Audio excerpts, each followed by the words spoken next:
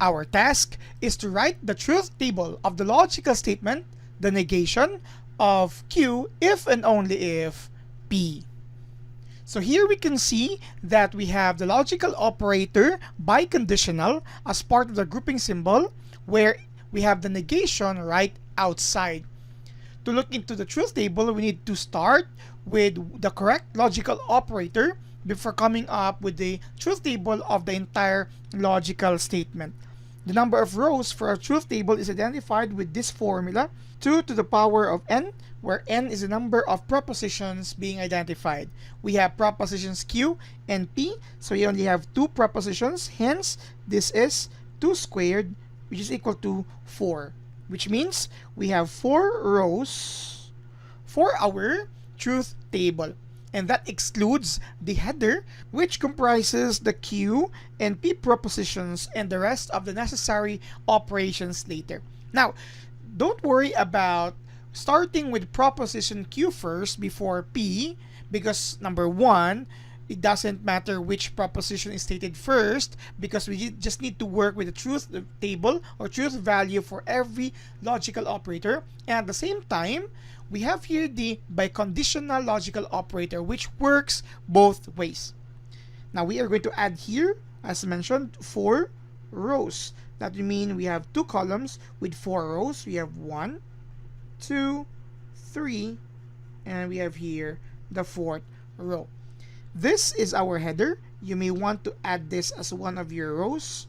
No need to worry, because it will not be counted into the 4 rows as mentioned in the formula, because that is only for the header. So for the first column, we simply need to place here the truth value for the proposition Q. We start with true and true here. For our proposition P, we're going to have true and then false. For our first column, going back to that, you will have false and false. And for our second column for P, you have true and false. So this is for our first 2 columns. The next column will now cover the first logical operator that we are going to determine.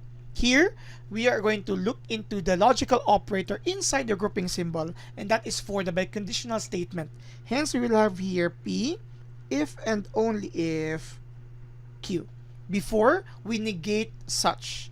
And by the way, we already identified the truth table for this, and for some of you who are able to memorize that, simply take the reverse of each truth value to get the negation. But for the purpose of this discussion, let me reintroduce here the idea of coming up with the truth table for the biconditional statement, in this case Q if and only if P.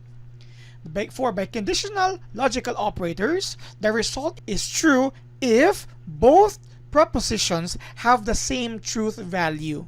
Talking about the first row, you have true and true. Both propositions are true. That would mean under the biconditional statement, this is also true. For the second row, we have here true and false, and they are of different truth value. Automatically, this is false. This is also true with our third row. You have here false and true, different truth values. This is also false. And looking into our fourth row, false for Q, false for P, even if they are both false, but since they are of the same truth value, the biconditional result is actually true. Okay? This is for the truth value of the biconditional statement Q if and only if P. Now, we need to finish this by adding one more column, and this time we are now going to attack the problem itself. We have here the negation of P if and only if Q.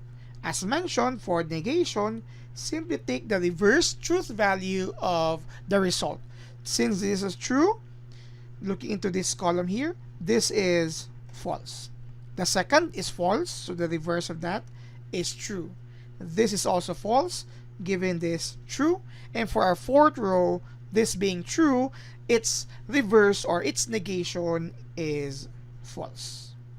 This now comprises the truth table of the intended logical statement, the negation of Q if and only if P.